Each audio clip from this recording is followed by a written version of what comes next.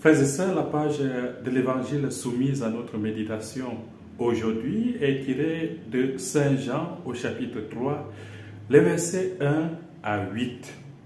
C'est la fameuse rencontre de Jésus avec Nicodème, le maître en Israël. Nicodème vient dans un premier temps de nuit rencontrer Jésus pour d'une certaine manière le féliciter et pour confirmer que réellement Jésus vient de Dieu, parce que personne ne peut enseigner comme Jésus et poser les actes que Jésus pose s'il n'est né, s'il ne vient de Dieu. À partir de cette remarque qui est importante, qui est utile, Jésus va entrer en profondeur avec Nicodème. Nicodème est maître en Israël. Nicodème est docteur de la loi. Il vient sans doute pour avoir une belle discussion avec ce Jésus qu'il a sans doute écouté, dont il a entendu parler. En vrai maître, il vient donc pour s'enrichir auprès de ce Jésus.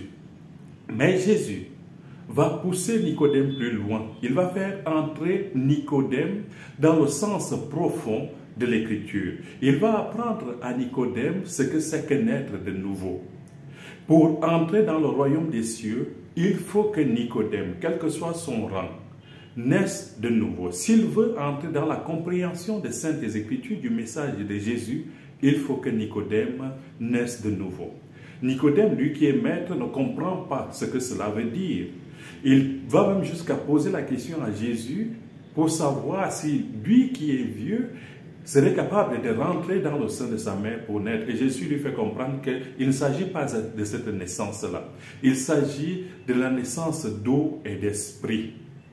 Cette naissance d'eau et d'esprit nous rend libres et nous fait entrer dans la compréhension profonde des Saintes Écritures, du message de l'Évangile, de la parole de Dieu. Il vous faut donc naître de nouveau, parce que cette nouvelle naissance dans l'Esprit Saint nous rend libres, libres comme le vent. Le vent souffle où il veut et tu entends sa voix, mais tu ne sais ni d'où il vient, ni où il va. Il en est de même pour quiconque est né d'eau et de l'Esprit Saint. Nicodème doit donc naître de nouveau. Nicodème doit donc être mu par l'Esprit Saint pour mieux appréhender les Saintes Écritures, pour mieux s'approcher de Jésus, pour comprendre qui est réellement Jésus qu'il félicite par ailleurs. Jésus ne refuse pas cela, mais Jésus veut que Nicodème comprenne qu'il faut qu'il naisse de nouveau. Nicodème est donc venu voir notre Seigneur de nuit. Pourquoi? Parce que sans doute, il avait peur du regard des autres pharisiens. Il avait peur du regard des scribes. Il n'est peut-être pas encore pleinement animé de cet Esprit Saint dont lui parle Jésus. Nicodème a encore peur, même s'il faut le souligner. Il ne pouvait pas arriver auprès de Jésus, même de nuit, sans être déjà poussé par quelques germes de l'Esprit Saint. Nicodème est donc déjà porté dès le départ par cet élan nouveau de l'Esprit Saint qui va le pousser jusqu'à Jésus. Mais il faut que Nicodème embrasse totalement ce message de notre Seigneur, qu'il embrasse totalement, qu'il laisse totalement l'Esprit Saint faire son œuvre dans sa vie. Et c'est là où, d'une certaine manière, il va être comme déboussolé. Je ne sais pas si à ce moment-là, Nicodème a compris ce langage. Il est semblable à nous aussi.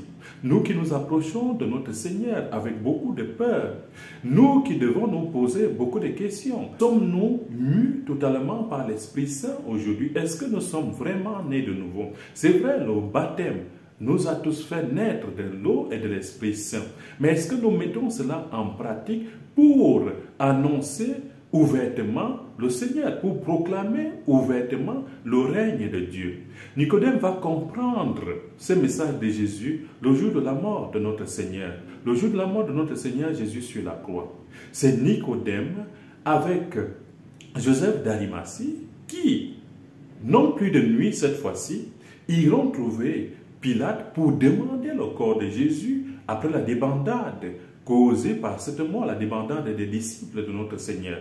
Nicodème va donc se retrouver dans la vie de Jésus au moment de sa mort sur la croix, au moment d'enlever son corps de la croix et de l'embaumer selon le rituel juif pour que ce corps-là reçoive une sépulture digne. Nicodème, je pense à ce moment-là, a compris pleinement ce que cela voulait dire. Il ne suffit pas, quand on est né de nouveau, de se cacher. On ne se cache plus, on ne va plus vers le Seigneur de nuit. Il faut maintenant le manifester concrètement dans notre vie.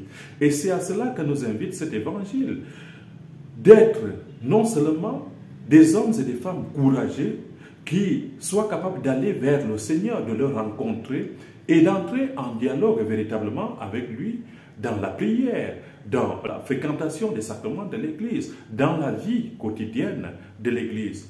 Il faudra aussi que nous soyons des hommes libres, libres comme le vent parce que mus par l'Esprit Saint. Car l'Esprit Saint ne nous rend pas esclaves. L'Esprit Saint vient nous rendre libres, vient nous libérer totalement. L'Esprit Saint nous rend aussi d'une certaine manière insaisissables. Le vent souffle, il veut, et tu entends sa voix, mais tu ne sais ni d'où il vient, ni où il va. Il en est donc de même pour quiconque est né de nouveau. Frères et sœurs, demandons cette grâce à notre Seigneur Jésus. Demandons cette grâce à Dieu au moment où nous sommes justement dans la vie de l'Église, ces temps-ci, dans l'attente de l'Esprit Saint. C'est un temps riche, un temps d'espérance. Nous devons donc chaque jour prier l'Esprit Saint de réveiller en nous ce que, grâce au Christ, il a lui-même déposé en nous. La grâce de Jésus-Christ, notre Seigneur, l'amour de Dieu le Père et la communion de l'Esprit Saint soient toujours avec vous tous. Amen.